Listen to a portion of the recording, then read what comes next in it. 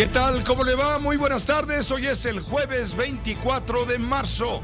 Hoy precisamente se cumple un mes de lo que en Moscú llaman la operación militar en Ucrania, lo que el mundo conoce como la despiadada invasión en territorio ucraniano.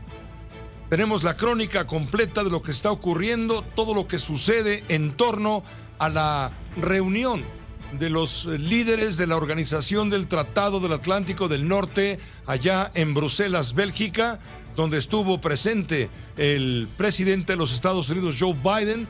Tenemos también lo que ha dicho la cumbre del G7, del grupo de los países más ricos y poderosos del planeta, lo que ha dicho Volodymyr Zelensky, el presidente. Tenemos toda la crónica completa de esta fecha importante para Ucrania y desde luego para el mundo, y también esta fecha frustrante para Moscú. También tenemos comunicación en este momento con mi compañera Sara Pablo.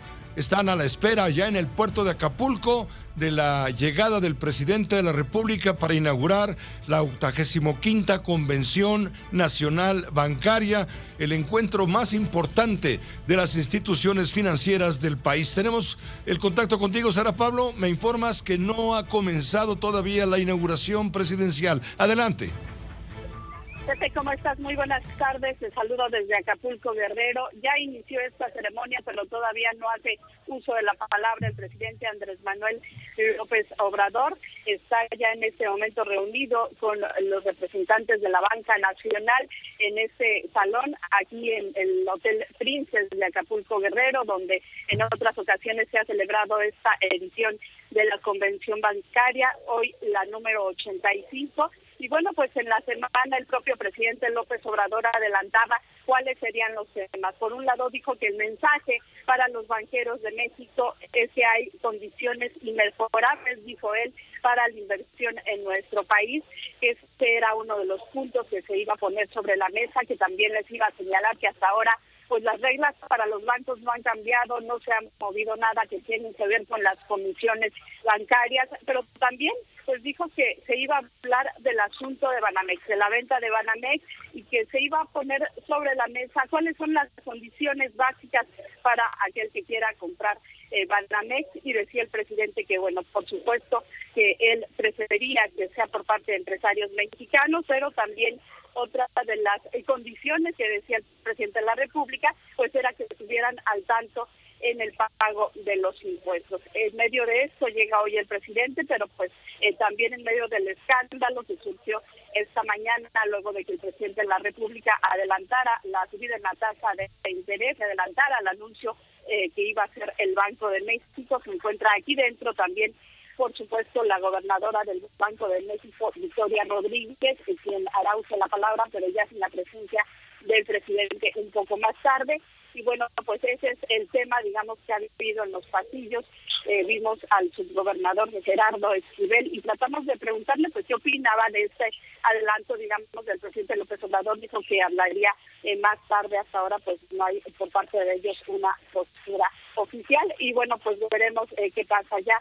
En este momento el presidente López Obrador va a hacer uso de la palabra, lo hizo ya el secretario de Hacienda Rogelio Ramírez de la O, también la gobernadora de Guerrero, Evelyn Salgado, y bueno, pues también estuvo el representante de la Asociación de Bancos de México, Daniel Becker, y ahora lo hará el presidente López Obrador, Pepe. Muy bien, estaremos atentos cuando tú nos indiques para volvernos a enlazar justamente al puerto de Acapulco, Guerrero. Que estés muy bien. Gracias, Pepe. Buenas tardes. Gracias, muy buenas tardes. Tenemos noticias importantes, en pocas palabras, con José Luis Arévalo. Así es, Pepe, muy buenas tardes a todos. La alcaldesa de Cuauhtémoc, Sandra Cuevas, llegó a un acuerdo reparatorio con los policías afectados. Usted recuerda este caso, estuvo suspendida por unos cuantos días. Bueno, pues ofreció una disculpa pública, pero no reconoció los hechos. Con esto, Sandra Cuevas termina su proceso judicial, que, como le digo, ha estado en su contra en los últimos días, y regresa ya a sus labores. Asegura el subsecretario de Seguridad, Ricardo Mejía Bermeja, que el asesinato del alcalde de Aguililla en Michoacán fue en venganza por no evitar la presencia de la Sedena en el poblado. En Quintana Roo también localizaron 4 cuerpos sin vida, esto en el interior de una casa en Playa del Carmen. El presidente López Obrador aseguró que los ecologistas que protestan por la construcción del Tren Maya fueron utilizados y solo los pusieron a leer. Los ambientalistas responden: siempre hemos levantado la voz. La CONAFOR reconoce que existen 33 incendios forestales activos en la República Mexicana y 10 de ellos son de riesgo alto. Entre ellos están el que ocurre en el Cerro del Teposteco en Morelos y el de la biosfera El Cielo en el estado de Tamaulipas. El ocurrido en el Bosque La Primavera allá en Guadalajara, Jalisco, ya fue controlado, aunque prevalece la alerta por contaminación. El presidente de los Estados Unidos, Joe Biden, se reúne con integrantes de la OTAN. Aseguran que responderán si Rusia utiliza armas químicas en Ucrania. El presidente ucraniano Volodymyr Zelensky dijo ante la OTAN que Rusia utiliza bombas de fósforo en ataques a su país. Aquí en México, esto es importante, el embajador de Estados Unidos, Ken Salazar, recriminó a diputados la creación del grupo de amistad con Rusia. Advirtió que no pueden ser cercanos. Le voy a informar a usted también, le voy a informar que hoy se reveló a través del Comando Norte estadounidense y de su titular, Glenn Van Herk, que la inteligencia rusa tiene más espías en México que en ningún otro país del mundo. Esto va a causar, le digo, irritación, urticaria, ronchas. En una audiencia hoy ante el Comité del Senado de Estados Unidos, al ser cuestionado en torno a la seguridad en la frontera estadounidense con México, Van Herk dijo que le preocupa la amenaza de actividades desestabilizadoras de China y de Rusia, lo que pone en peligro la seguridad nacional estadounidense. La inestabilidad creada por la migración, el tráfico humano y el narcotráfico puede ser aprovechada por actores como Rusia, China y otros para influir en el área. Esto dijo al afirmar que el Comando Norte sabe de actividad agresiva de esos países en el hemisferio norte, incluidas las Islas Bahamas y México. Ante el requerimiento de evidencias de alguna actividad desestabilizadora en este momento, el jefe del Comando Norte de Estados Unidos reveló la presencia de agentes militares rusos en México.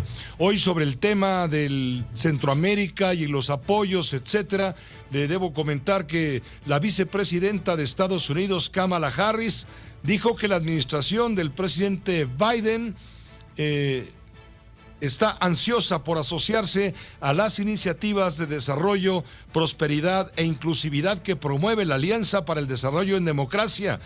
Esta afirmación fue a través de un mensaje grabado dirigido a los presidentes Luis Abinader, Carlos Alvarado Quesada y Laurentino Cortizo Cohen de República Dominicana, Costa Rica y Panamá respectivamente durante la cuarta cumbre de la Alianza celebrada este lunes en la ciudad de San José de Costa Rica.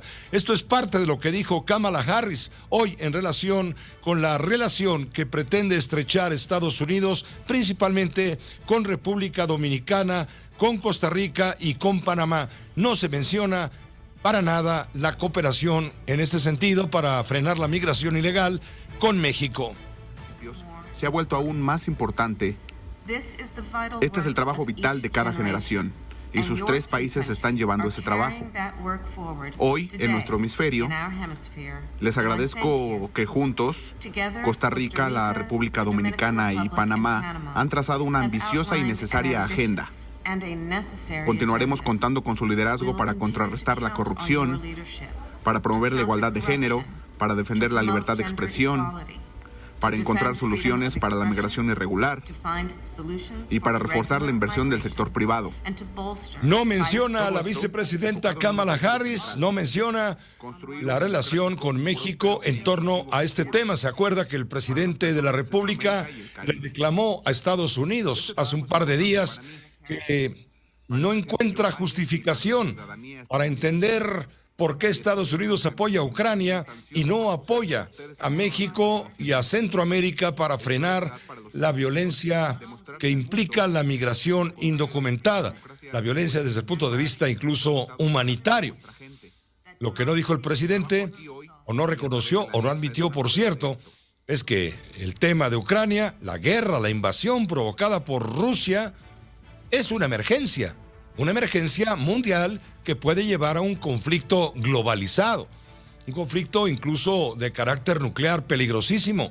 Y el tema del arribo de migrantes sin documentos que tratan de cruzar territorio mexicano hacia la frontera estadounidense en busca del sueño americano de progreso, expulsados por la violencia y la falta de oportunidades económicas, es un tema endémico. Es algo que existe desde hace muchos años. El presidente no distinguió eso, simplemente dijo: ¿por qué ayudan a Ucrania y no ayudan a México para frenar el tema de la migración? Es importante. También nos reportan que decenas de activistas convocados por Amnistía Internacional se han manifestado a las afueras de la embajada rusa en México para exigir un alto a la invasión rusa en Ucrania, que cumple precisamente este día un mes. Es una acción simbólica que estamos desarrollando a nivel global en todos los países del mundo para exigir a la Federación Rusa detener la invasión en Ucrania, proteger a las personas civiles, desde luego. Esto dijo Edith Olivares Ferretto, directora ejecutiva de Amnistía Internacional Capítulo México. Dijo que forma parte de una acción global al cumplirse un mes del comienzo de la invasión, que está teniendo incalculables consecuencias devastadoras para el pueblo ucraniano. Esto ha sucedido al poniente de la Ciudad de México. Estamos desarrollando el día de hoy a lo largo del mundo, en todos los países en donde Amnistía Internacional tiene secciones, una acción simbólica para exigir al gobierno ruso que detenga la invasión y los ataques a Ucrania. El representante de México ante el Consejo de Seguridad y ante las Naciones Unidas ha tenido una posición bastante a favor de los derechos humanos, pero de manera particular ayer vimos en el Senado de la República al embajador ruso haciendo declaraciones en una sesión de apoyo, y en la mañanera del día de hoy también el presidente de la República hace declaraciones que contradicen claramente la posición del gobierno mexicano a nivel internacional. Esto dijo Edith Olivares Ferretto, directora ejecutiva de Amnistía Internacional. También tenemos información de lo que sucedió hoy con la presencia del embajador de Estados Unidos en nuestro país, Ken Salazar. Inmediatamente un día después de la presencia del embajador ruso, que fue recibido con aplausos por el Partido del Trabajo, el Partido Verde Ecologista, algunos diputados de Morena, para revivir la Comisión de Amistad México-Rusia. Inmediatamente fue Ken Salazar para allá y les dijo: serenos, morenos, auténticamente. Ya le explicaremos con detalle. Primero tenemos el contacto con Alberto Hernández Unzón, meteorólogo de Grupo Fórmula. Él tiene la información, habla de temperaturas elevadas, arriba de 40 grados en varios puntos de la República Mexicana.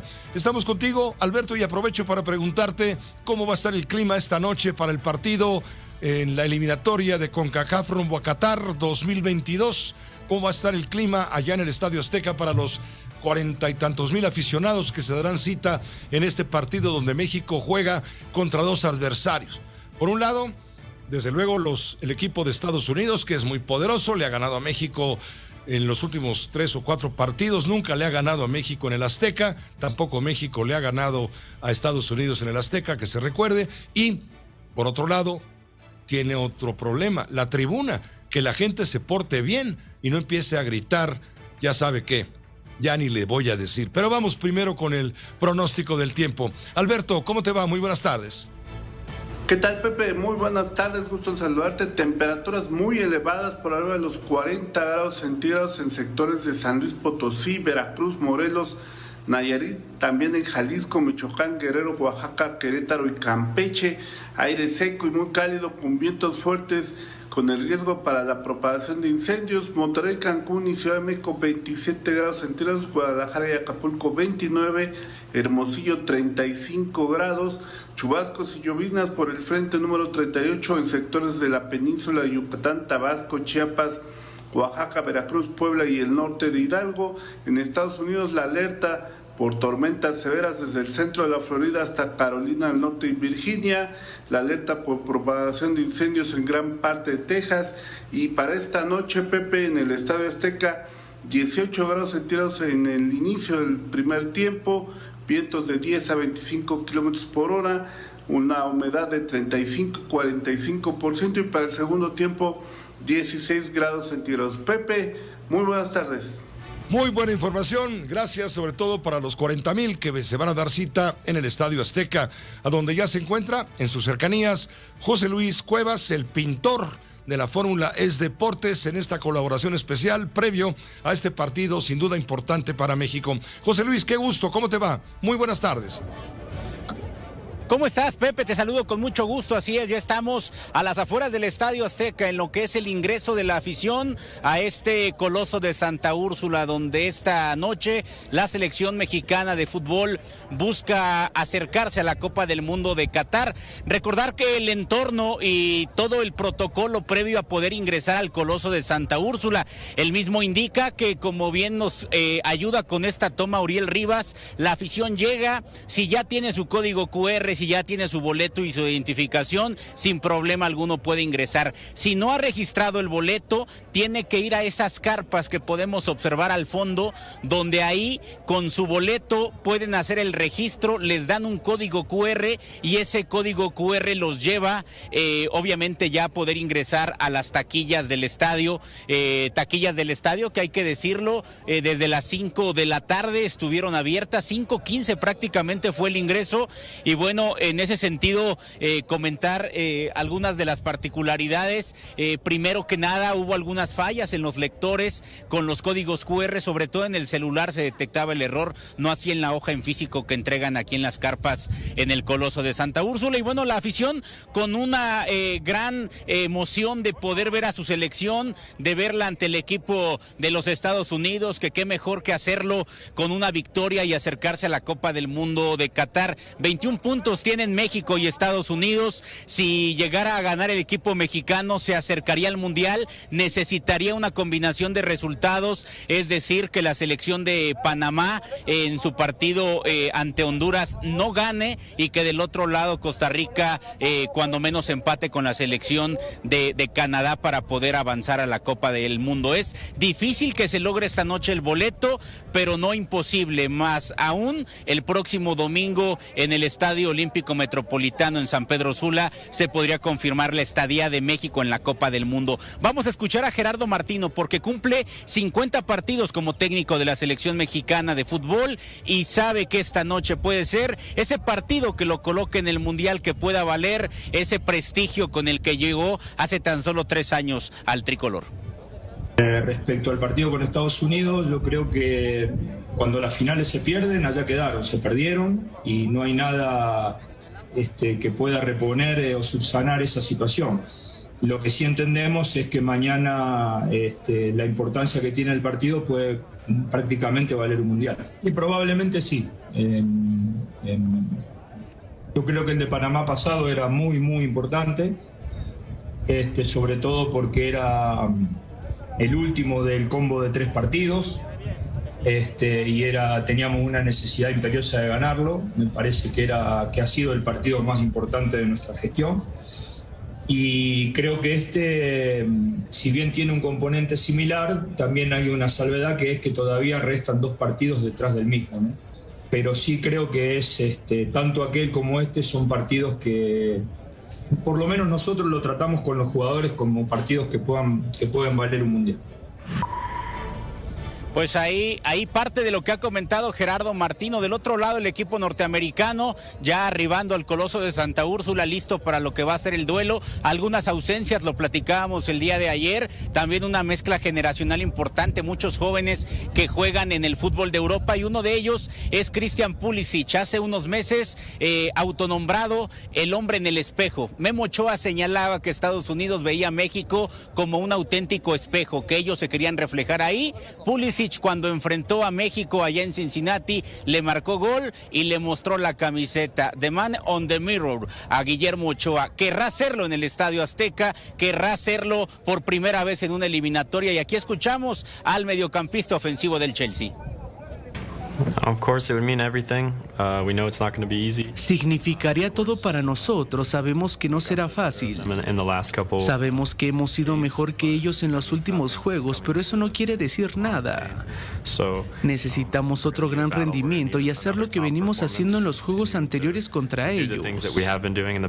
Necesitamos un gran funcionamiento para ganar el juego. An amazing performance to win the game. I think it's going to be a great atmosphere. I played in it before. Sin duda será un ambiente increíble, ya he jugado ahí antes. Obviamente es un estadio top en el mundo, hay mucha historia ahí. Vamos con confianza, no dejaremos que nos afecte el ambiente. Como dije antes, haremos lo que venimos haciendo en juegos anteriores y buscaremos un juego sólido para llevarnos el resultado. I think that's what it's going to take, a really solid game to get a result here. Ahí lo que ha comentado Christian Pulisic, mediocampista ofensivo del Chelsea, hombre importante esta noche para poder cambiar la historia a favor del equipo de las Barras y las Estrellas. Destacar que después de este partido, la selección mexicana de fútbol viajará a mediodía a San Pedro Sula. Ahí estaremos ya nosotros desde las 11 de la mañana con toda la cobertura el fin de semana y el domingo con lo que va a ser sin duda alguna un momento importante porque México puede calificar a la Copa del Mundo. Pero antes, como bien lo mencionabas aquí, Pepe, dos rivales tiene México, ver la sensación de la afición y sobre todo el rival en turno, que si alguna vez ha estado cerca de ganarle a México en el Coloso de Santa Úrsula, parece ser esta noche, una noche con vientos, como bien te comentaba el ingeniero Hernández Unzón.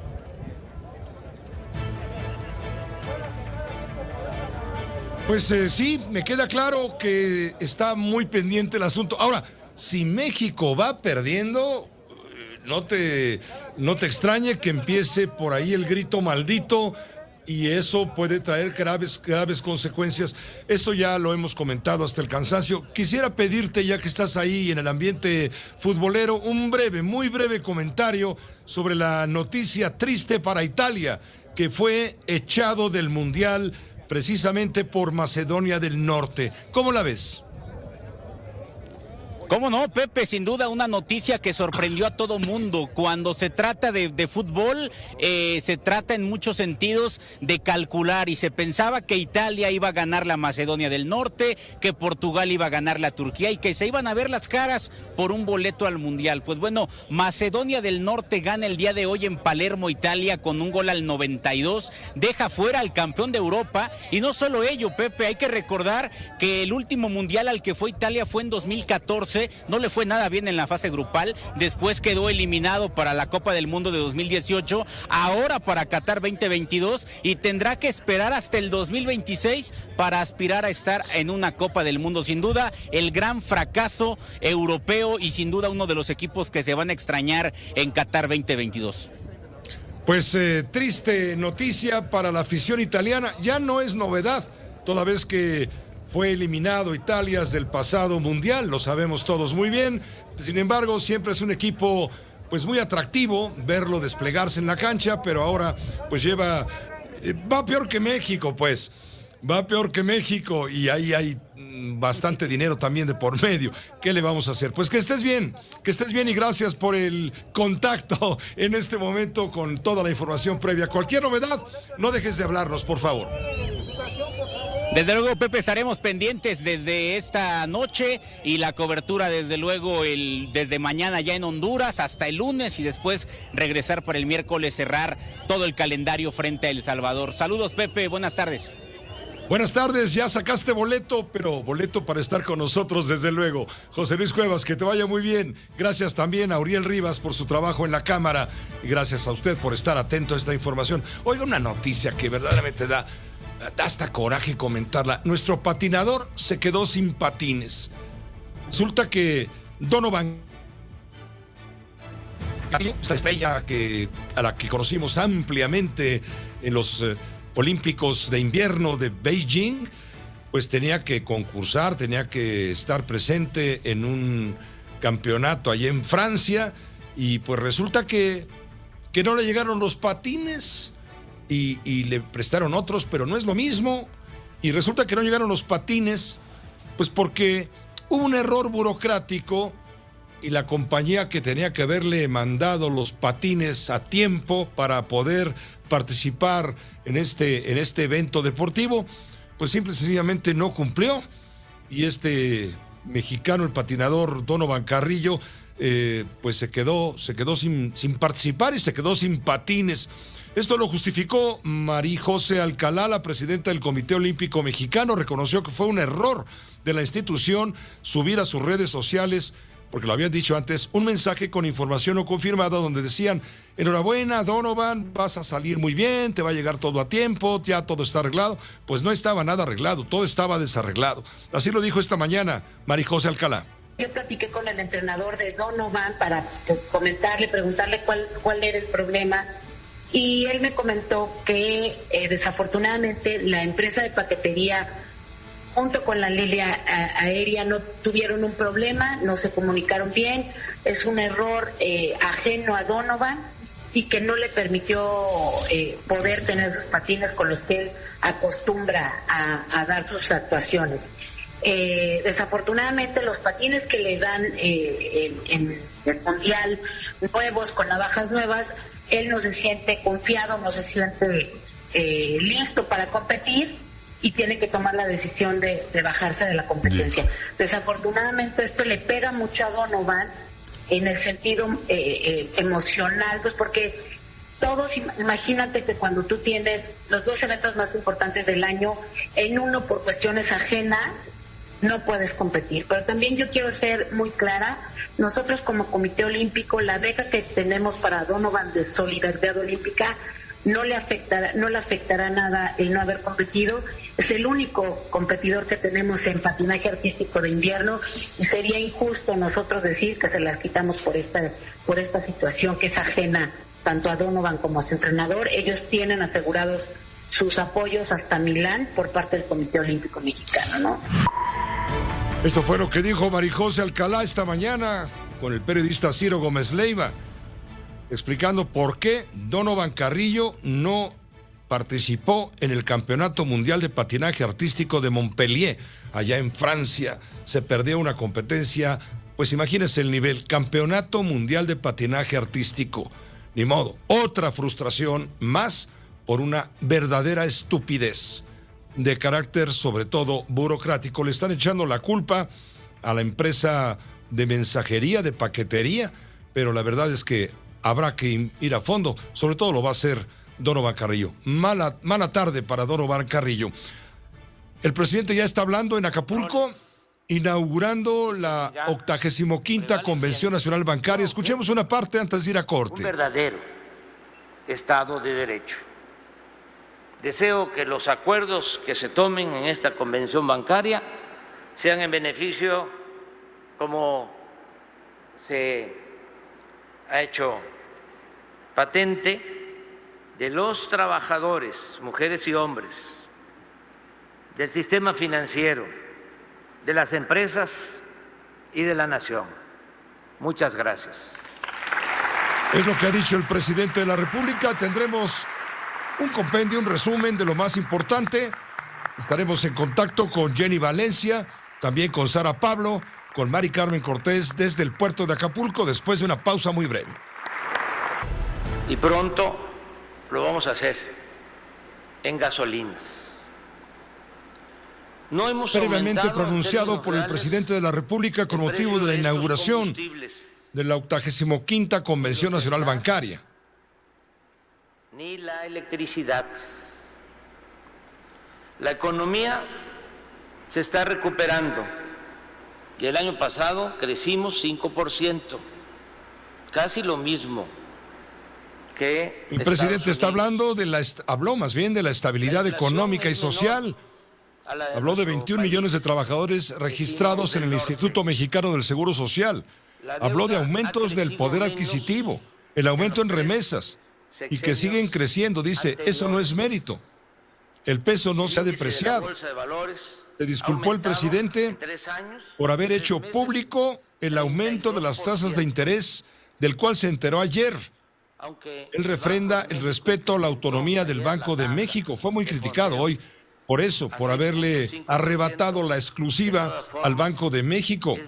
También pidió disculpas, le digo, por divulgar este aumento a la tasa de interés en referencia a su conferencia mañanera. ¿Tenemos el sonido de cómo lo dijo el presidente, Carlos Alberto? ¿Lo pones, por favor, tal como lo dijo en la mañana temprano? Aquí quiero, por favor. La presidenta, adelante. Gobernadora del Banco de México, ofrecer una disculpa a la presidenta, la gobernadora del Banco de México. El Banco de México aumentó la tasa de interés 0.50, vamos a tener una tasa de interés de 6.5, porque cuando aumentan las tasas de interés hay menos inversión y se supone que baja la inflación, es un mecanismo de control. De todas formas, cuando llegamos nosotros al gobierno, la tasa de interés era del 8%, la bajamos hasta el 4%, pero ahora por esto ha ido subiendo. La decisión de ayer la tomaron en el Banco de México por unanimidad y nosotros respetamos la autonomía. Y ahorita en la noche, bueno, ahorita en la tarde, el presidente se disculpó por haber adelantado esto que le corresponde al Banco de México dar a conocer. Sara Pablo, ya terminó el discurso presidencial. ¿Con qué te quedas? ¿Qué tal, Pepe? ¿Cómo estás? Muy buenas tardes. Pues con esta disculpa que ofrece el presidente Andrés Manuel López Obrador, pues no es, digamos, seguido que el presidente se disculpe. Él relata que, bueno, pues anoche recibió esta información de esta decisión del Banco de México y que, bueno, pues él creyó que ya era una información pública y por ello la comentó en la conferencia mañanera. Sin embargo, pues reitera la autonomía y reitera el respeto a la autonomía del Banco de México. Fue el primer aplauso que recibió el presidente López Obrador en este salón con representantes de la banca nacional. Después hubo otro aplauso porque el presidente, bueno, pues si bien pidió el compromiso de la banca de otorgar más créditos, también él se comprometió a que no va a haber ninguna propuesta del gobierno federal para modificar las reglas del juego en lo que tiene que ver con la operación de los bancos en nuestro país, es decir, las comisiones que cobran. Dijo, no se va a mandar ninguna propuesta, ninguna iniciativa que tenga que ver con la operación de los bancos y que pudiera afectar las utilidades que recibe la banca comercial. Queda ahí este compromiso y fue donde recibió el segundo aplauso en este discurso breve que pronunció y ya ahora se ha retirado el presidente de la República. Por otro lado, pues también hizo estas sugerencias, dijo que era una recomendación que hacía a los banqueros de que en lo que tiene que ver con la venta de Banamex, pues se quede en manos de empresarios mexicanos. Dijo que entiende que es una transacción comercial, pero que lo hacía pues a modo solamente de recomendación, por supuesto no nada obligatorio. Y también decía el presidente de la República que, bueno, pues tienen que estar al corriente en el pago de los impuestos y que el acervo cultural que posee Banamex se quede en nuestro país.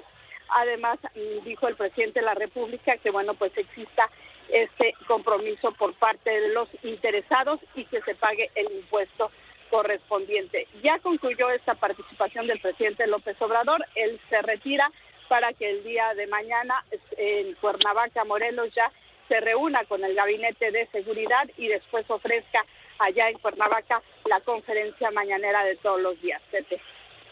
Gracias, Sara Pablo, por la información en vivo desde el puerto de Acapulco. A regresarte ahora. Así es, Pepe, agarrar camino hacia Cuernavaca para que desde allá mañana reportemos al auditorio. Claro que sí, gracias Sara por lo pronto, gracias. Sí, esta es la parte donde el presidente se disculpe. Escuche usted, esto acaba de ocurrir. Aquí quiero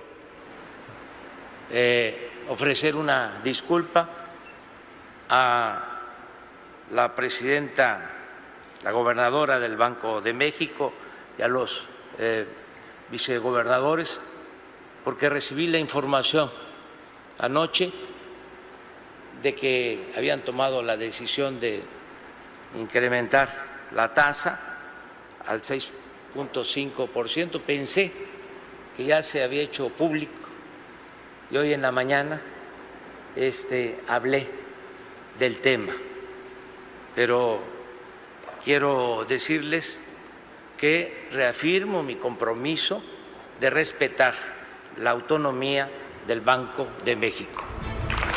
Esto acaba de decir el presidente, le valió un aplauso de los presentes en el contexto de esta Convención Nacional Bancaria. Jenny Valencia, tú estás muy pendiente desde ayer que se inauguró, aunque la inauguración es oficial, desde ayer que comenzó. Jenny, ¿cómo estás? Muy buenas tardes. Hola.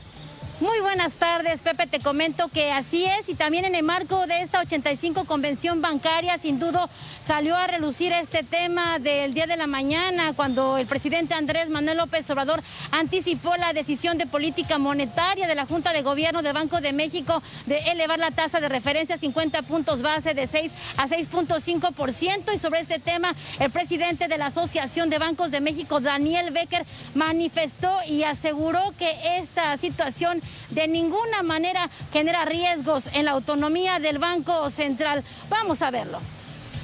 Yo creo que lo único que nosotros podríamos decir al respecto es que somos muy respetuosos de la autonomía del Banco Central. Y en ese sentido, pues creo que no tenemos más que agregar, más que decir que siempre el ABM ha instado y ha sido muy vocal en el sentido de la importancia de tener un Banco Central que tenga como mandato la estabilidad de precios. No, yo he tenido la oportunidad de reunirme ya en 2 ocasiones con la gobernadora del Banco Central y claramente nos ha indicado y nos ha expresado la autonomía que le ha dado tanto el presidente del gobierno federal y como su apoyo con la Junta de Gobierno, y no vemos ningún riesgo que se pierda ningún tipo de autonomía con la nueva gobernadora. También comentarte, Pepe, que esta mañana el presidente ejecutivo de la ABM, Rodrigo Obrán, pues señaló que ellos van a velar y creen en la autonomía del Banco Central. Incluso señalan que la llegada de Victoria Rodríguez Ceja como gobernadora del Banco de México prácticamente da certidumbre y no pone en riesgo la autonomía constitucional del Banco Central. Vamos a verlo. Para la asociación, la autonomía del Banco de México es un pilar fundamental para la estabilidad económica, y eso es lo que debemos de tener en cuenta. Recordar lo que mencionó Raúl, la Junta de Gobierno es un grupo colegiado donde se toman decisiones. Efectivamente, Hacienda participa con voz, pero sin voto, y reforzar nuevamente. La ABM vela y cree en la autonomía del Banco de México como un pilar fundamental. Y eso es lo que como mexicanos tenemos que defender, y es lo que vamos a hacer valer. Y bueno, Pepe, comentarte que también durante esta inauguración, la sesión ordinaria que se dio hace unos minutos ante el presidente Andrés Manuel López Obrador, el presidente de la ABM, Daniel Becker, de forma respetuosa le pidió al Ejecutivo Federal que, así como es tan cercano a algunos sectores de la sociedad, también considere al sector financiero, a los bancos como su aliado. Y por su parte, el secretario de Hacienda, Rogelio Ramírez de la O, pues aprovechó este foro para anunciar que están prácticamente alistando ya un paquete para poder apoyar a las micro, pequeñas y medianas empresas con microcréditos, al igual que también créditos importantes. En una primera etapa serán 10 millones de pesos. Y también adelantó, Pepe, que como parte de la era digital impulsarán el diseño de una moneda digital del Banco de México. Así las cosas, Pepe, es la información que se ha generado hasta ahora aquí en la Convención Bancaria en su número 85. Gracias, Jenny Valencia, como siempre puntual, precisa y muy clara con la información de los banqueros, lo cual seguiremos, por supuesto, comentando el día de mañana contigo, si nos favoreces con el apoyo, desde luego. En este momento me voy a enlazar, si me permite, con Mari Carmen Cortés, conductora de la Fórmula Financiera, periodista. Usted sabe, la Fórmula Financiera se transmite aquí en Grupo Fórmula y Telefórmula cuando terminamos nuestro noticiario, este espacio de noticias, de 8 a 9 de la noche por las frecuencias de radio y de 9 a 10 de la noche también por Telefórmula. Mari Carmen, tú estás ahí en el ojo del huracán financiero, en la capital financiera que hoy es nuevamente el puerto de Acapulco. ¿Cómo estás, Mari Carmen? ¿Qué te parece todo lo que ha pasado y se ha dicho?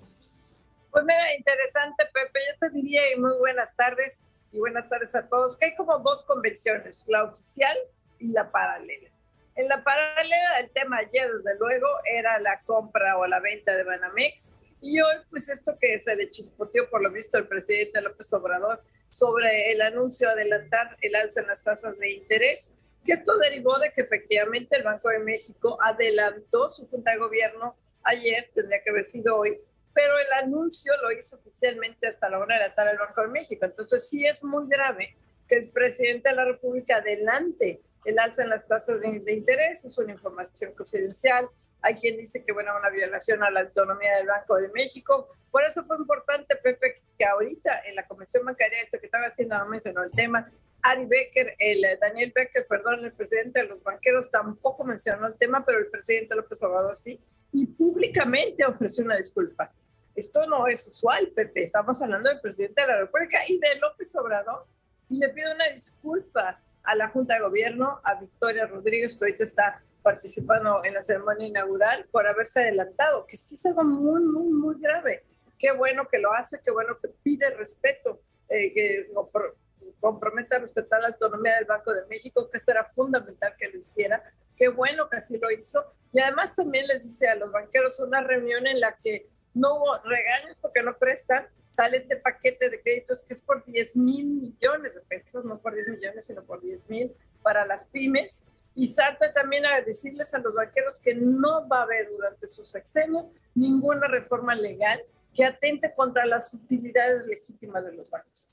Entonces esto pues sí fue muy bien aplaudido, y por parte de los banqueros pues eso exhorta que, señor, tengamos un diálogo más constructivo para poder crecer y para generar confianza. Yo te diría que esto es lo que hoy que se inauguró. La otro tema de la convención paralela, Pepe, es la reforma eléctrica.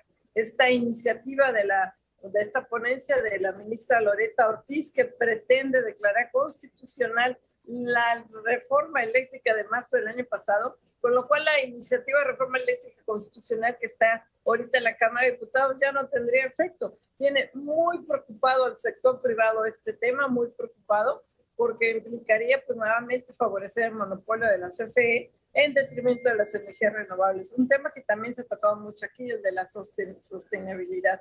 Entonces yo te diría, Pepe, que lo mejor para mí ahorita fue el mensaje de López Obrador, pedir públicamente una disculpa, decir que no sabía que no se había hecho público este anuncio, que probablemente sea cierto, yo le quiero creer, porque si ya está pidiendo una disculpa y está comprometido a reconocer la autonomía del Banco de México, pues creámosle que se le chispoteó. Claro, se comió el mandado y se le indigestó por comerse el mandado. Esa es la conclusión con la que me quedo, Mari Carmen Cortés. Te agradezco mucho el comentario y bueno, estaremos contigo mañana porque se está generando mucha información. Ya has vislumbrado los temas culminantes, sin duda, el tema de la venta de Citibanamex en México, etcétera, será importante. Esto se va a consolidar hasta finales del año entrante, lo sabemos, pero ya empiezan las presiones, los intereses, Banorte ya está por acá. Hay varios bancos que están interesados.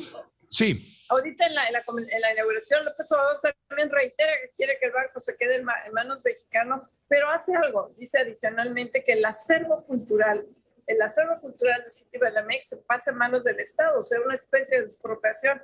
Eso es sumamente complicado porque forma parte de un fideicomiso. Esto podría tener unas implicaciones para la venta. Vamos a ver ahí qué pasa con este acervo cultural, que fue lo que había pedido Pablo Gómez también, el titular de la UIF. Gracias, Mari Carmen Cortés, como siempre. Gracias. Te escuchamos esta noche al terminar el noticiario. Que te vaya muy bien. Gracias.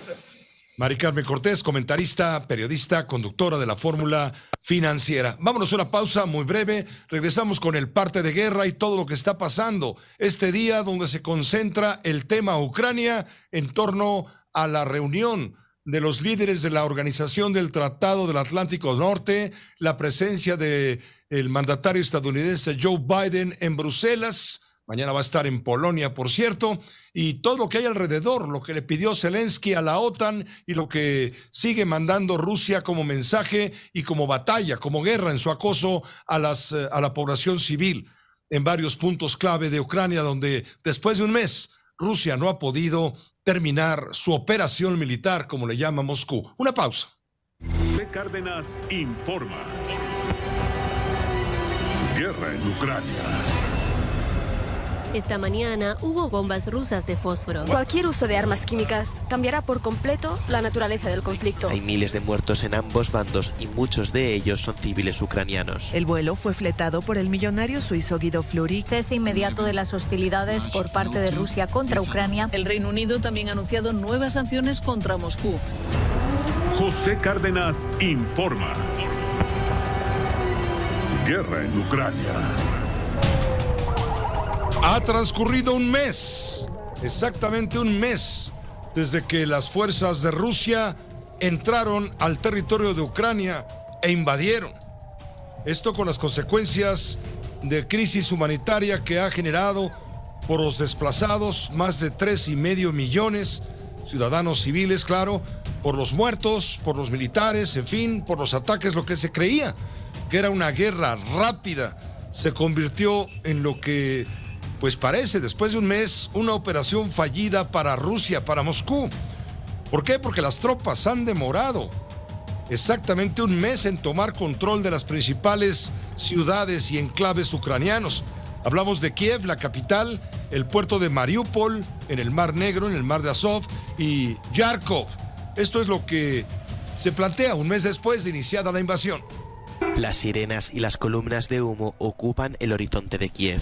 El 24 de febrero estalló la guerra y miles de soldados rusos invadieron Ucrania desde el norte, el este y el sur. En pocas horas tomaron la central de Chernóbil.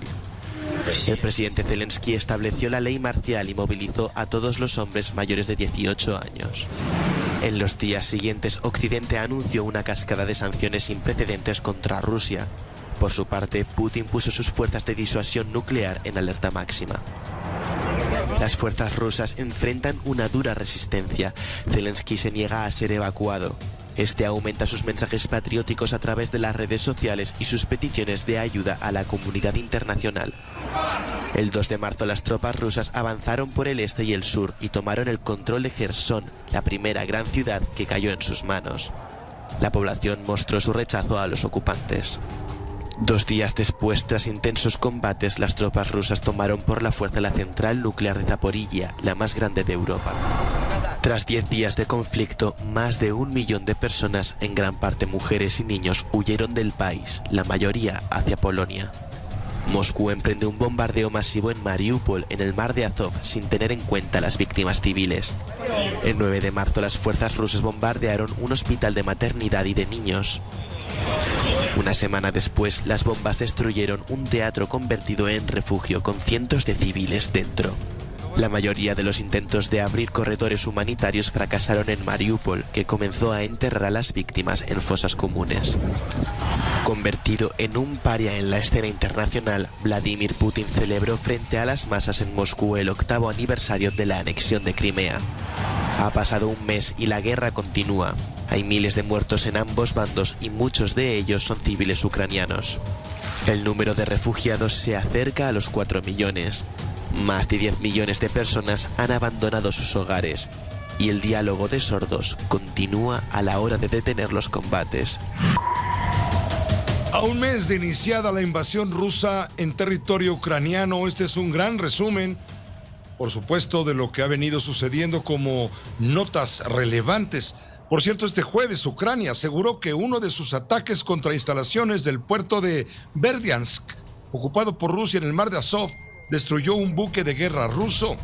El golpe de la Armada rusa, al golpe a la Armada rusa sería un gran éxito de Kiev en sus esfuerzos por evitar que las tropas de Putin obtengan suministros y se refuercen. Y hoy, ante la Organización del Tratado del Atlántico Norte, la OTAN, el presidente de Ucrania, Volodymyr Zelensky, quien sigue en con una activísima presencia a nivel mundial a través de enlaces vía teleconferencia, acusó a Rusia de utilizar bombas de fósforo en sus ataques a objetivos en territorio ucraniano. Pidió a los integrantes de la OTAN ayuda militar sin restricciones. El presidente de Ucrania, Volodymyr Zelensky, acusó el jueves a Rusia de usar bombas de fósforo en sus ataques a objetivos en territorio ucraniano. Lo hizo en un mensaje por video a los jefes de Estado y de Gobierno de la Organización del Tratado del Atlántico Norte, reunidos en Bruselas.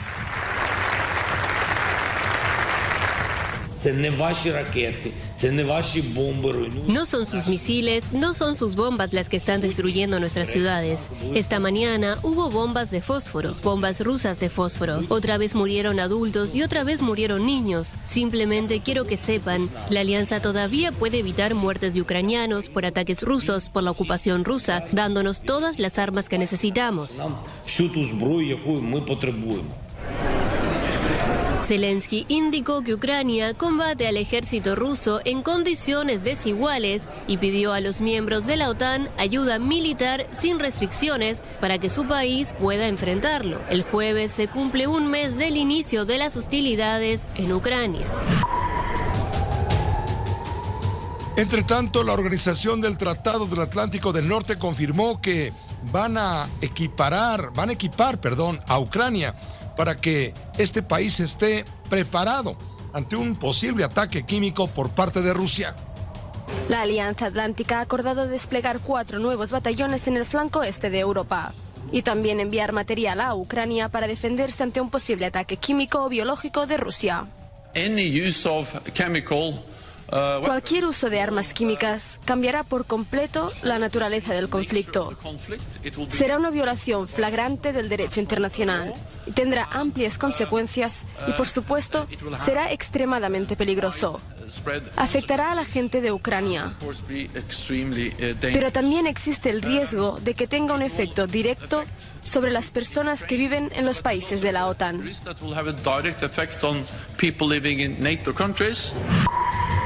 Gran expectativa despertó el discurso de Joe Biden, el presidente de Estados Unidos, presente justamente en Bruselas en esta reunión de la OTAN. Biden usó este escenario para advertir que si Rusia usa armas químicas contra Ucrania, tendrá una respuesta. Vamos directamente a Washington. Allá se encuentra el corresponsal Armando Guzmán. Armando, muy buenas noches para ti. 8 de la noche, 20 horas. Te escuchamos con mucha atención. ¿Qué tal, Pepe? Mucha gente se está quejando esta noche de que el mensaje más importante, o uno de los más importantes, salidos de esta reunión de la OTAN en Bruselas, es el mensaje del presidente Biden en cuanto a la advertencia a Rusia de que si usa armas químicas, biológicas o incluso nucleares, entonces pagaría un precio, porque la respuesta sería proporcional. Para clarificar lo de las armas químicas, si se usaran contra Ucrania, ¿habría respuesta militar de la OTAN?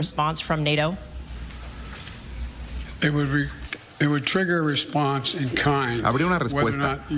Tomaremos esa decisión en ese momento. Sí, responderemos. Responderemos si las usan, y la naturaleza de la respuesta dependería del uso que ellos les den. El problema es que el presidente, aunque dijo esto, no lo dijo en realidad en forma muy clara, porque dijo, bueno, depende de qué pasa y de dónde sería. Entonces la gente se quedó confundida con todo esto. Yo pregunté en la Casa Blanca y me dijeron que la clarificación era esa, era la mejor y la más corta. Dependiendo del tipo de ataque, será la respuesta en contra de Rusia. Entonces, eso es lo que ha hecho que mucha gente siga hablando de toda esta cuestión todo el día. Ahora, en cuanto a lo que ocurrió en Bruselas, pues más ayuda militar, más ayuda para los refugiados, más de $1.000 millones va a ir a Ucrania directamente para ayudar a la gente. Y te voy a decir, hay dos cosas que Volodymyr Zelensky, el presidente de Ucrania, no pidió ya, y atención con eso. Uno fue el ser miembro de OTAN. Esta es una de las peticiones originales.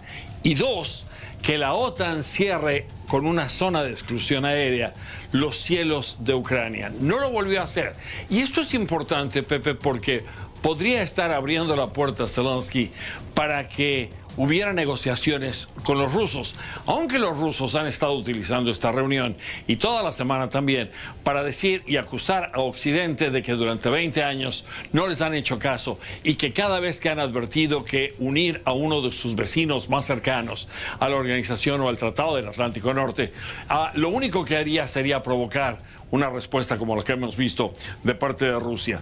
Ahora, todo esto en realidad no se ha definido. Lo que sí es importante ver es que hubo una desviación también importante, y es el hecho de que en el otoño veremos la reunión del G20 y el presidente de Estados Unidos y otros mandatarios también de Occidente que sugieren que hay que desinvitar a Rusia y a Vladimir Putin de esta reunión de las 20 mayores economías del planeta.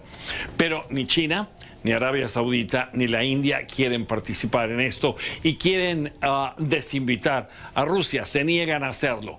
Y esto hizo que hubiera otra vez menciones de posibles sanciones económicas en contra de China si China sigue poniéndose del lado de Rusia, que además es posible, es imposible de evitar, eso lo van a seguir haciendo. Ahora, hay algo que podría afectarnos a nosotros en la frontera, y es el hecho de que el presidente abrió las puertas para 100,000 refugiados ucranianos, y este tipo de invitación lo único que podría hacer es crear en la frontera entre México y Estados Unidos un desorden mayor. Entonces necesitan reafinar y necesitan redefinir este tipo de orden, porque si no va a haber muchos problemas en la frontera. Eso es lo que tenemos hoy, Pepe. Vaya, y que es bastante, Armando. Gracias, hasta mañana. Armando Guzmán, corresponsal de este espacio de noticias de Grupo Fórmula, allá en la capital estadounidense. También hubo mucha actividad hoy en Naciones Unidas, José Luis. Así es, Pepe, las discusiones de esta guerra entre Rusia y Ucrania, o la invasión rusa en Ucrania, también llegó hasta Nueva York. El día de hoy la Asamblea General de la ONU aprobó una resolución promovida por México y Francia que responsabiliza a Rusia de la crisis humanitaria en Ucrania y le exige el cese al fuego, así como también todo ataque contra objetivos civiles. Se trata de la segunda resolución no vinculante avalada en menos de un mes. The result of the vote is as follows. In favor, 140. Against, 5. Abstention, 38. La Asamblea General ha aprobado la resolución que exige el cese inmediato de las hostilidades por parte de Rusia contra Ucrania y ha rechazado someter a votación la propuesta alternativa promovida por Sudáfrica y que no mencionaba a Rusia. La resolución promovida por Francia y México y que contaba con el respaldo de Ucrania, la Unión Europea y Estados Unidos, entre otros países, obtuvo 140 votos a favor, 5 en contra y 38 abstenciones. El texto pide además proteger a los civiles y los objetivos civiles, que se les deje abandonar las zonas en conflicto con seguridad y que se permita el acceso de las organizaciones y la ayuda humanitaria. Existía una segunda propuesta de resolución promovida por Sudáfrica que no hacía mención al papel de Rusia en la guerra. La Asamblea rechazó considerar este texto y finalmente no se sometió a votación. Esto ahí en Naciones Unidas. Por su parte, México reiteró ahí mismo en el seno de la ONU su llamado al cese al fuego de Rusia en Ucrania. Juan Ramón de la Fuente, el embajador de México ante la ONU, reiteró el llamado al cese de las hostilidades allá en Ucrania, en este conflicto con Rusia, pues dijo que la única solución es la vía del diálogo y de la diplomacia. Desde el Consejo de Seguridad de la ONU, de la Fuente, insistió en el cese de las hostilidades para que llegue la ayuda humanitaria al país ucraniano. Lamentablemente, el deterioro seguirá escalando exponencialmente en tanto no haya un cese inmediato en las hostilidades.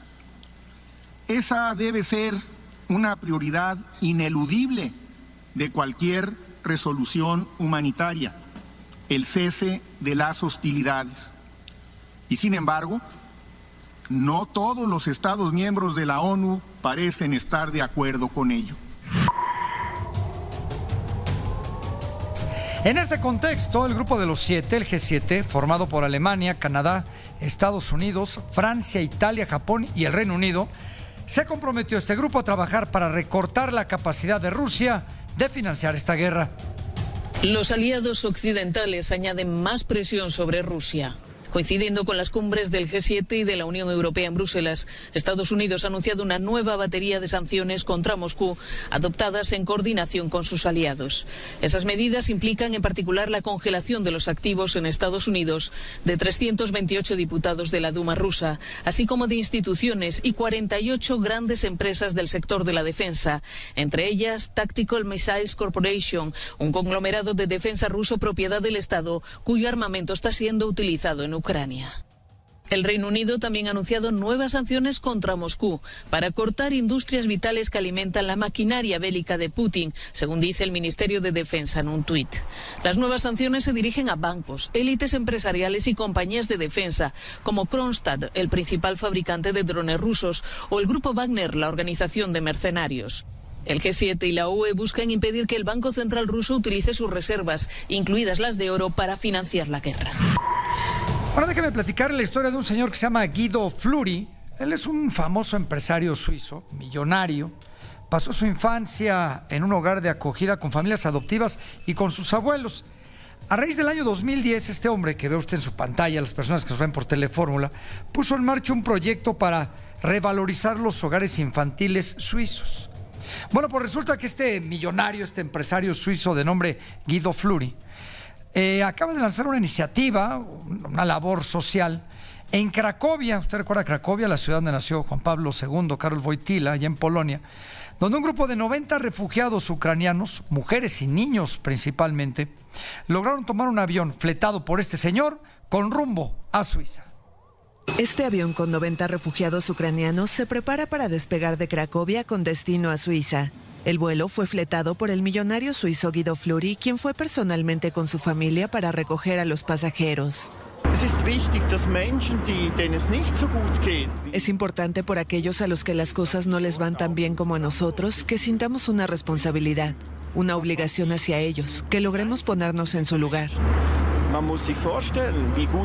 Hay que ver que también se vive aquí en Suiza. Tenemos todo lo que necesitamos aquí en Suiza y hay gente que está huyendo, así que no hay opción. Tenemos que ayudar. La solidaridad aquí en Suiza es enorme. Tradicionalmente mi país apoya las acciones humanitarias.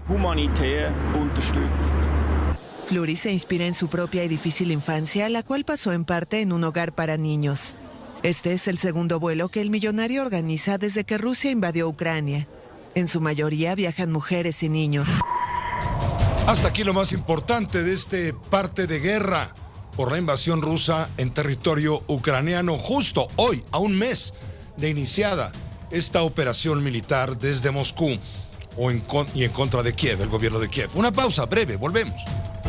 Ayer en la Cámara de Diputados resulta que legisladores de el Partido del Trabajo, desde luego de Morena, del Partido Verde y creo que uno hasta del PRI, participaron en lo que llaman la instalación de lo que llaman el Grupo de Amistad México-Rusia. Le brindaron la posibilidad, el escenario al embajador ruso Víctor Coronelli, que fue muy bien recibido. Le brindaron el escenario para defender a Vladimir Putin y su plan invasor en contra de Ucrania, y agradeció a México justamente por estar recibiendo a los rusos en la Cámara de Diputados y escucharlos a todos. Bueno, esto pasó ayer, hubo protestas, desde luego de algunos diputados de otros partidos, como es el caso de Movimiento Ciudadano, protesta encabezada, por cierto, por el diputado federal Salomón Chertorivsky. Bueno, hoy el embajador de Estados Unidos, Ken Salazar, fue también a la Cámara de Diputados y reclamó el apoyo de los legisladores mexicanos a Rusia, el que le dieron ayer a Víctor Coronelli, el embajador de ese país, y pidió solidaridad con Ucrania. Resulta que durante la instalación del Grupo de Amistad México-Estados Unidos, que fue hoy, el diplomático estadounidense pidió que ambos países estén igual de unidos que como lo hicieron en la Segunda Guerra Mundial en contra de Adolfo Hitler. Hoy fue Ken Salazar y les dijo a los diputados, oigan, espérenme tantito, también nosotros tenemos voz y voto en este conflicto. En la línea tenemos comunicación con el diputado Salomón Chertorivsky. Él es miembro, integrante de Movimiento Ciudadano, muy conocido de usted y de nosotros. Salomón, te agradezco muchísimo el tomar la llamada. Ayer estabas en primera fila de protesta por la presencia de Víctor Coronelli. En un momento vamos a entrar en contacto con Salomón Chertorivsky y también con Alfonso Zárate, con los usos del poder, para comentar justamente este incidente que ha recibido contrarias comunicaciones, contrarias opiniones e incluso recriminaciones. Está Salomón Chertorivsky en la línea ya. Salomón, te saludo con gusto, como siempre. Muy buenas noches. Hola, estimado Pepe, te saludo con enorme gusto a ti y a tu auditorio, como siempre. Salomón, gracias, el gusto es nuestro. Ayer estabas en la primera línea de protesta por la actitud que tuvieron los diputados del PT, de Morena, del Verde, en fin, hasta por ahí uno del PRI, en darle la bienvenida a Víctor Coronelli y al Grupo de Amistad México-Rusia en este preciso momento, inoportuno por lo menos, ¿no te parece? Mira, es delirante en muchos sentidos, estimado Pepe. Vaya, la única amistad que tenemos que mostrar en estos momentos con el pueblo ruso es aislar al gobierno tiránico de Putin.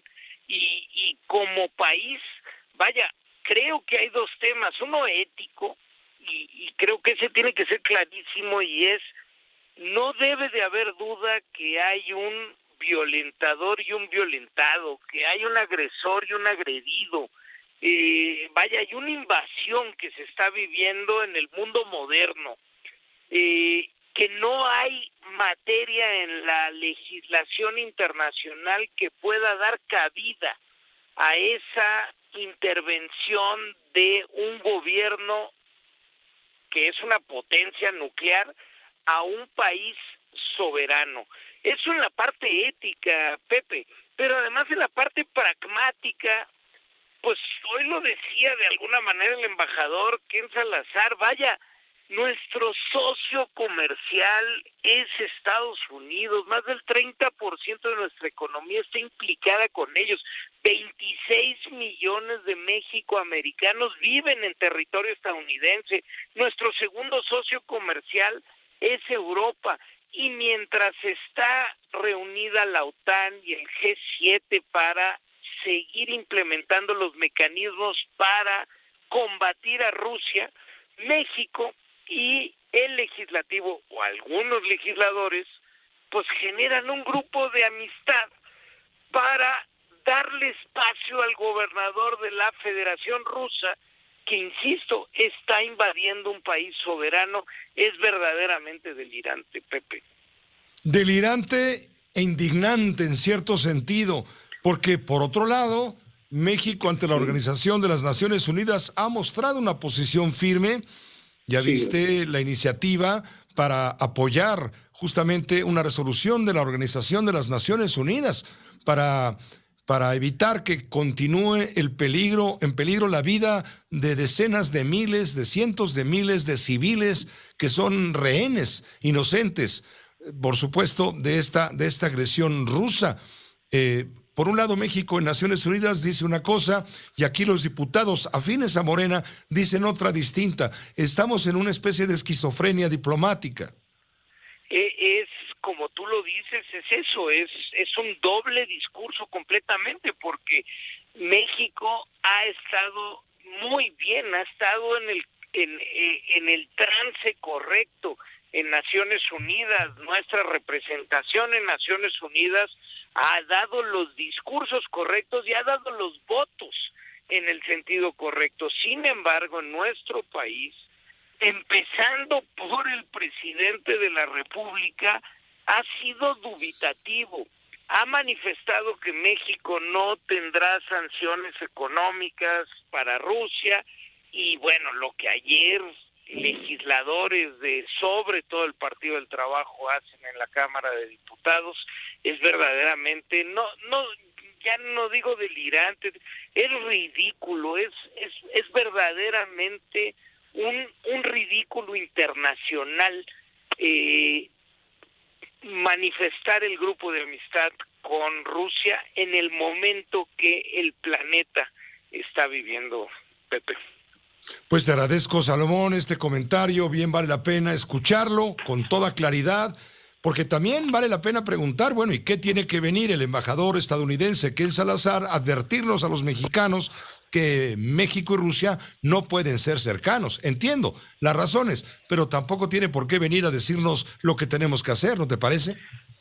Mira, yo así lo creo, pero ayer el embajador ruso, cuando le dan el micrófono en la Cámara de Diputados, dice, pues no se pongan a las órdenes del gobierno estadounidense. Caray, estamos mal entendiendo la situación. Insisto, no podemos ser neutral, porque cuando la neutralidad se convierte en parcialidad, entonces nuestra historia de política exterior se derrumba. No fuimos neutrales en la Segunda Guerra Mundial, no fuimos, Pepe, neutrales con Franco. Necesitamos ser firmes cuando hay un país que está siendo invadido en su soberanía por una potencia nuclear, y en ese sentido, insisto, ahí está la parte ética, pero por el otro lado está la parte pragmática. Sí, con los Estados Unidos tenemos una sociedad, una relación intensísima, y esa relación la tenemos que honrar. Y mientras el presidente de los Estados Unidos está en Europa diciendo que va a haber $1 billón para ayudar a los desplazados ucranianos para que se establezcan en Europa, que van a recibir a 100,000 emigrantes de Ucrania en los Estados Unidos, que va todo el apoyo, pues nosotros estamos con estas dubitaciones. No podría ser en este momento de la historia, Pepe, que no tengamos claridad en qué parte de la ética estamos puestos nosotros.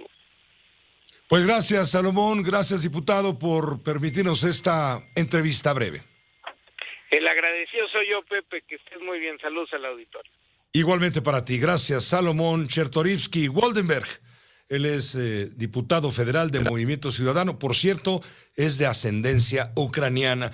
Vamos con Alfonso Zárate, el maestro Zárate, los usos del poder, presidente de Grupo Consultor Interdisciplinario, GCI, es una firma especializada en estrategia y comunicación política, columnista en el periódico El Universal, él publica todos los jueves, léalo, por favor. Alfonso, maestro Zárate, qué gusto escucharte, bien vale la pena tu análisis, tu comentario, porque eso también es un asunto que merece ponderación, entiendo, y claridad y contexto adecuado. Adelante, ¿cómo te va? Buenas noches.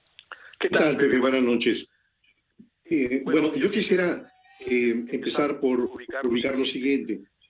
Recordar que al término de la Segunda Guerra Mundial, el mundo se encontró dividido en dos bloques antagónicos. Por un lado, el bloque occidental, encabezado por Estados Unidos, y por el otro, el oriental, conducido por la Unión Soviética. La Guerra Fría implicó un largo periodo de tensiones que se agravó por la posesión de armas nucleares con un poder devastador muy superior al de las bombas que se dejaron caer sobre Hiroshima y Nagasaki. Y desde entonces, el riesgo de una tercera guerra mundial se mantiene presente. En el caso de México, a pesar de que nos ubicamos geográficamente en la esfera de influencia de Estados Unidos, la gran potencia planetaria, el sentimiento antinorteamericano, que tiene sólidas razones históricas, dejó un sedimento que permanece en el siglo XXI. Para algunas facciones de la izquierda mexicana, el mundo parece detenido en aquellos años de la Guerra Fría, y entonces Cuba sigue siendo el proyecto libertario de una patria socialista a unos kilómetros de Florida, y la larga permanencia de una dictadura que cancela los más elementales derechos de su pueblo no se sacude el fanatismo de quienes siguen venerando a Fidel Castro y al régimen que estableció desde 1961, es decir, hace más de 60 años. Y algo similar ocurre en la visión de la Federación Rusa, que desde esas visiones trasnochadas se observa como la idealizada patria socialista y no como un régimen autoritario que pretende, a partir de agresiones, recuperar las glorias de la Rusia zarista, y que en estos días ha desatado una guerra de agresión contra Ucrania que está dejando devastación física y miles de muertos inocentes. Y aquí se inscribe el Partido del Trabajo, este partido propiedad de Alberto Anaya, aliado de Morena, que es una rémora de muchas décadas atrás, con un discurso agotado que en distintos momentos ha expresado su solidaridad con regímenes autoritarios como el de Corea del Norte, como el de la Venezuela de Chávez y de Maduro, y que tiene cuadros tan impresentables como Gerardo Fernández Noroña. Lejos de solidarizarse con los sufrimientos del pueblo ucraniano, el PT ha decidido justificar la brutalidad que ordenó Vladimir Putin. Y en ese propósito se inscribe, Pepe, la decisión de integrar este grupo de amistad México-Rusia, que me parece un hecho lamentable porque implica el apoyo de legisladores mexicanos, miembros del PT, de Morena y uno del PRI, Augusto Gómez Villanueva, a una agresión en contra de un país soberano que se condena en casi todo el mundo. Y desde luego, el embajador de Rusia, Víctor Coronelli, aprovechó la sesión para ofrecer su visión, en mi opinión, una visión tramposa de esa invasión. Habla de que su país enfrenta una operación militar especial en Ucrania y se victimiza.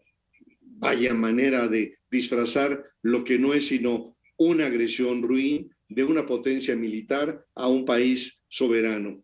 Y el propio embajador Coronelli calificó esa instalación del grupo de amistad como una muestra de apoyo, amistad y solidaridad. Y eso fue, Pepe, y no ayuda para marcar un deslinde con un régimen abusivo, este manejo equívoco y vacilante del gobierno mexicano, porque, lo decía Salomón, mientras se reprueba en el Consejo de Seguridad, el presidente López Obrador se esconde detrás de los principios de no intervención para no reprobar esa agresión. El presidente dice, nosotros no vamos a participar ni a favor ni en contra.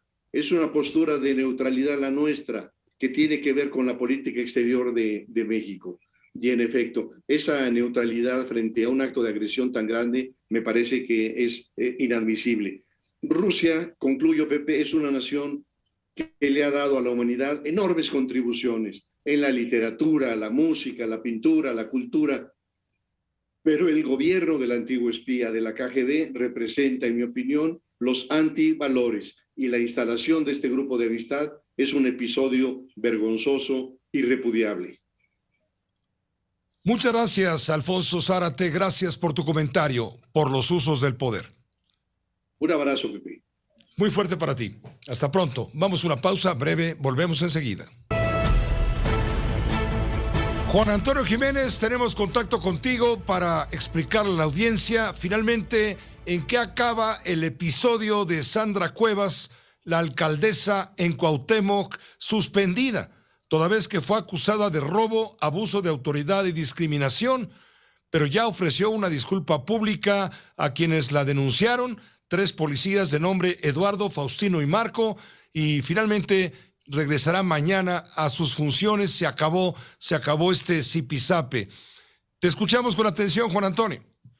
Gracias, Pepe. Sandra Chantal Cuevas Nieves retomará sus funciones como alcaldesa en la Cuauhtémoc, luego de obtener una suspensión del proceso tras un acuerdo reparatorio con mandos de la Policía Auxiliar, tras reconocer ante la juez haber cometido el delito de robo, el de abuso de autoridad y la discriminación. En audiencia realizada este jueves en el Reclusorio Norte, la juez de control, Elma Marudi Carballo, admitió la propuesta acordada por la imputada. Vamos a escuchar lo que dijo el vocero de la Fiscalía Capitalina, Ulises Lara López.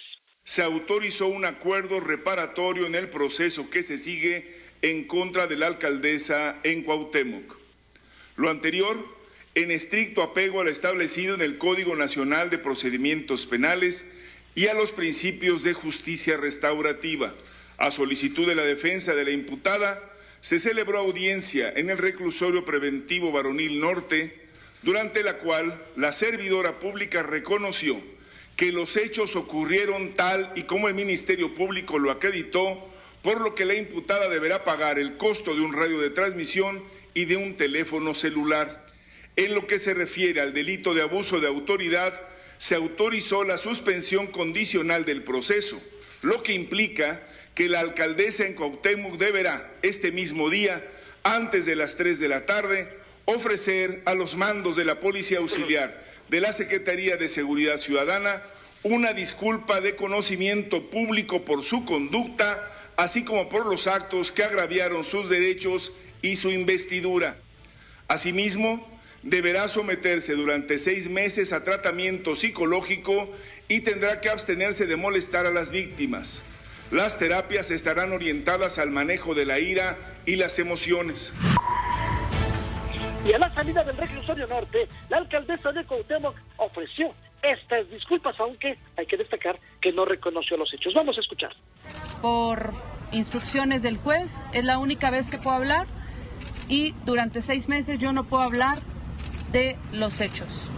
También una de las condiciones es respetar a los policías, que eso lo he hecho siempre, he respetado a los policías y lo seguiré haciendo. Y lo más importante, una disculpa pública, que esto quiero que lo entiendan mis vecinos y toda la gente que ha confiado en mí, la alianza. Me disculpo, pero no reconozco los hechos. Me disculpo y me disculpo de corazón con la ciudadanía, con mis partidos, por este trago amargo, y me disculpo también de corazón con Eduardo, con Faustino y con Marco. Si ellos consideran que les hice yo un daño, les ofrezco una disculpa, sin reconocer, insisto, que haya hecho yo algún daño a los compañeros. Sandra Cuevas adelantó que regresará a su cargo este viernes a partir de las 5:30 de la mañana, recorriendo las colonias para dar resultado a los 550,000 habitantes de esa demarcación, y una vez que se cumplan con todos los términos, la juez de control dará por concluida la acción penal en contra de Sandra Chantal Cuevas Nieves, y con esto concluye esta acusación. Pepe, el reporte. Gracias Juan Antonio Jiménez. Se acabó este drama para Sandra Cuevas. Que estés bien. Buenas noches. Gracias. Buenas noches. Bueno, hoy Joaquín López Dóriga en su noticiario a mediodía conversó con ella unos minutos sobre las acusaciones y hizo acusaciones en su contra René Bejarano, el profesor René Bejarano, el esposo de Dolores Padierna, quien ya había sido en su caso delegada política en Cuauhtémoc. Bueno, dijo Sandra Cuevas a Joaquín que René Bejarano es una persona que no representa nada.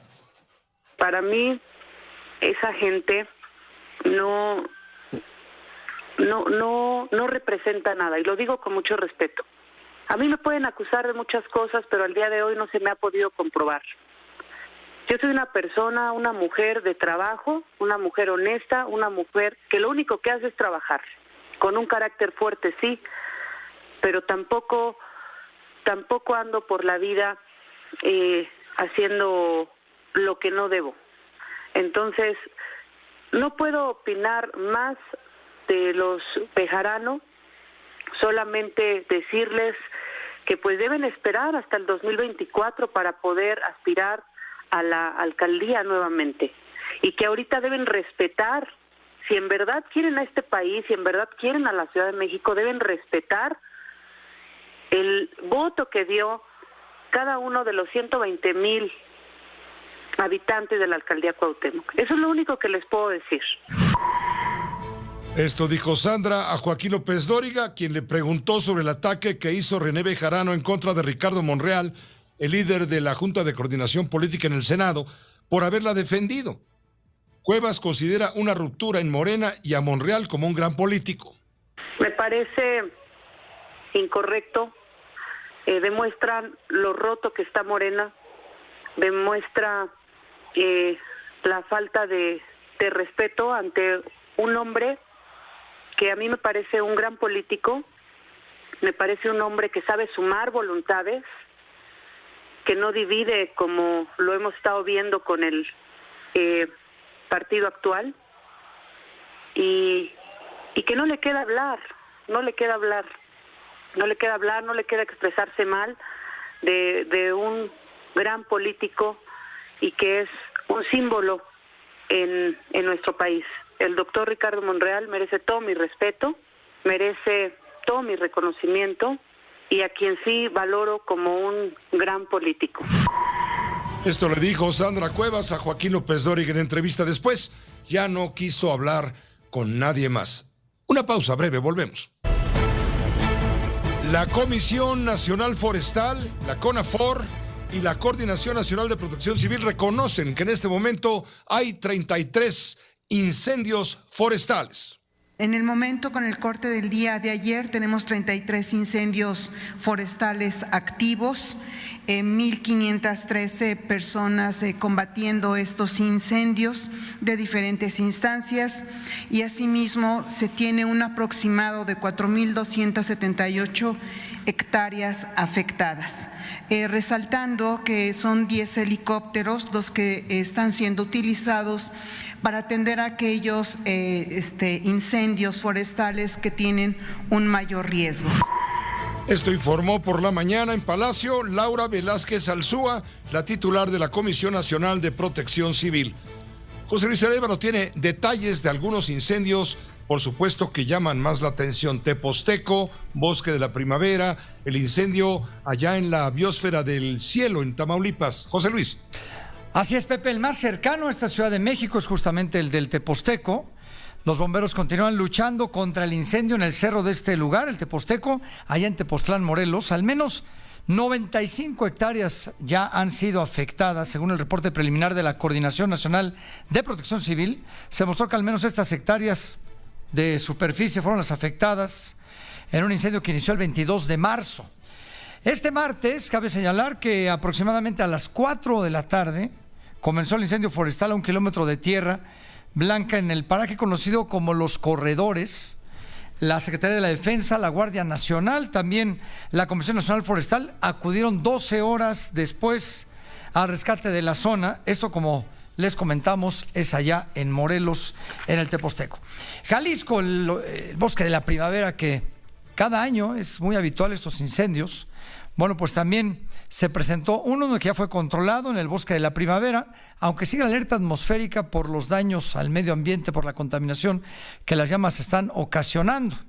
El incendio en el Bosque de la Primavera, en esta zona del Bajío de Milpillas, ya fue controlado tras alrededor de 18 horas de combate, así lo informó el propio gobernador de Jalisco, Enrique Alfaro. Hay que señalar, Pepe, que ya fue detenida una persona por su presunta responsabilidad en la provocación, en haber provocado este incendio allá en la Primavera. Y ya por último, en Tamaulipas, como bien señalabas, te comento que el incendio en la reserva de la biosfera El Cielo de Tamaulipas continúa consumiendo ya hasta el día de hoy promedio de 300 hectáreas de este espacio natural protegido, por lo que hoy jueves se ha sumado el apoyo aéreo para buscar sofocarlo. Según reportes de la SEDEN, han sido afectadas ya unas 300 hectáreas de este lugar allá en Tamaulipas. Gracias, José Luis. Hoy el presidente de la República desde la mañanera se le fue a la yugular a actores, actrices, comediantes, youtuberos, etcétera, que critican al presidente de la República por estar construyendo la quinta etapa del Tren Maya con enormes daños a la ecología. En un momento, detalles.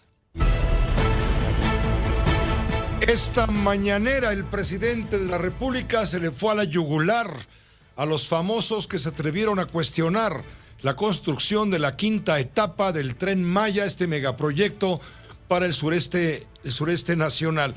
Dijo que no son más que lectores pagados por Claudio X González. A estos famosos o les pagaron o lo hacen por convicción, porque les molesta mucho lo que está sucediendo en el país. Son adversarios nuestros y algunos muy desinformados. Uno que claramente, yo creo que todos estaban leyendo. Esto pasa también en los conductores de televisión. Entonces piensa uno, como lo están enfocando, que están improvisando. No, están leyendo. Sí, leyendo el teleprompter es lo que acusa el presidente. No es en todos los casos, no en todos. Vámonos a una pausa breve, volvemos. Hasta aquí llegamos con lo importante de la información. A nombre de todo el equipo, gracias por su atención, por su confianza y todo lo demás. A continuación, en estas frecuencias de radio, sintonice la Fórmula Financiera con los periodistas Mari Carmen Cortés, Pepe Yuste y Marco Antonio Mares y Leonardo Curcio en Telefórmula.